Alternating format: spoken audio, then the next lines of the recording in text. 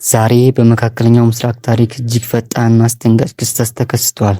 ይህ ታሪክ የጀመረው ትላንት ማለዳ አሜሪካና እስራኤል በመላው ኢራን ላይ መጠነ ሰፊ የቅንጅት የአየር ድብደባ ከፈጸመች በኋላ ነው። የኢራን መንግስት መገናኛ ብዙሃን የሀገሪቱን የበላይ መሪ አያቶላ አሊን በቴህራን በሚገኙ መኖሪያ ግቢያቸው ውስጥ መገደላቸውን በይፋ አረጋግጠዋል። በጥቃቱ የመሪው ልጅ አማቻቸውና የልጅ ልጃቸው አብረው ተገድለዋል። ይህ ግድያ ከተረጋገጠ በኋላ በመላው ኢራን የ40 ቀን ብሔራዊ ሀዘን ታውጇል። እስራኤልና አሜሪካ መሪውን ገድለናል ካሉ ከጥቂት ሰዓታት በኋላ የኢራን ቴሌቪዥን ይህን ሰበር ዜና አብስረዋል። አሁን ጥያቄው ከዚህ በኋላ ምን ይከሰታል የሚለው ነው። ኢራን ታሪካዊና አስደንጋጭ በቀል እንደምትወስድ ዝታለች። የአሜሪካው ፕሬዝዳንት ዶናልድ ትራምፕ ሁኔታው ይበልጥ የሚያጋግል ማስጠንቀቂያ ሰጥተዋል። ትራምፕ በትሩዝ ሶሻል ገጻቸው ላይ ኢራን ዛሬ ከመቼውም ጊዜው በላይ ጠንካራ ጥቃት እንደምትሰነዝር ተናግራለች። ይህ ባያደርጉ ይሻላቸዋል፣ ምክንያቱም ካደረጉ ታይቶ በማይታወቅ ኃይል እንመታቸዋለን። ትራምፕም አክለውም ሰላም እስኪሰፍን ድረስ በኢራን ላይ የሚደረገው ቦምብ ድብደባ ቢያንስ ለቀጣዩ 1 ሳምንት ሊቀጥል እንደሚችል አስጠንቅቀዋል።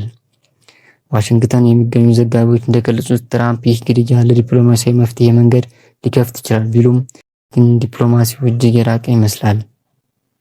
ኢራን ወዲያውኑ የአጸፋ እርምጃ መውሰድ ጀምራለች። በቴል አቪቭ የሚሳኤል ማስጠንቀቂያ ደውሎች ሲጮሁ አድረዋል። አብዛኞቹ የሚሳኤሎች በእስራኤል መከላከያ ቢጠፉም አንዳንዶቹ ግን መኖሪያ ህንፃዎች መምታት ችለዋል። በቴል አቪቭ አንድ የመኖሪያ ህንፃ ተመቶ አንዲት ፊሊፒናዊት ሞግዚት መሞቷ ታውቋል። ጥቃቱ በእስራኤል ላይ ብቻ አልተገደበም። የኢራን ጦር አዛዥ የአሜሪካ ጦር ሰፈሮችን እንደመቱ ተናግረዋል። በሳዑዲ አረቢያ ሪያድ ምስራቃዊ ክፍል፣ በዱባይ ወደብ፣ በባህሬን እና በአቡዳቢ ኤርፖርቶች ላይ የድሮን እና የሚሳኤል ጥቃቶች ደርሰዋል።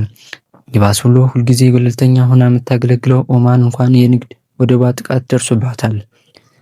ይህ ሁኔታ የዓለምን የነዳጅ ንግድ እና የባህረ ሰላጤውን ኢኮኖሚ በእጅጉ እያናገው ይገኛል። አሁን ደግሞ የብሪታንያን አቋም ነው።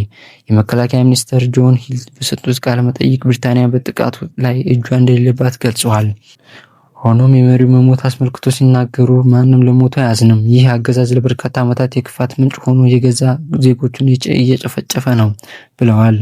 ሚኒስትሩ አክለውም የኢራን የአጸፋ እርምጃ በባህረ ሰላጤ የሚገኙ 300 የብሪታንያ ወታደሮችንና ሲቪሎችን ለከፍተኛ ስጋት መደረጉን አምነዋል።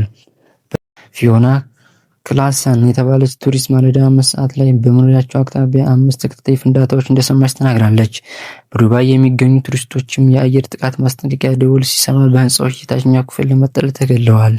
በሌላ በኩል በፓኪስታን ካራቺ የአሜሪካን ቆንስላ ለመውረር የሞከሩ ሰልፈኞች ላይ ፖሊስ በወሰደው እርምጃ የ9 ሰዎች ህይወት አልፏል።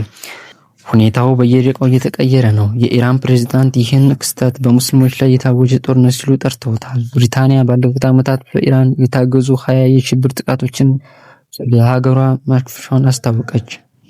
አሁንም ዋነኛው ግብ ኢራን የኒውክሌር መሳሪያ እንዳይኖራት ማድረግ እንደሆነ ተገልጿል።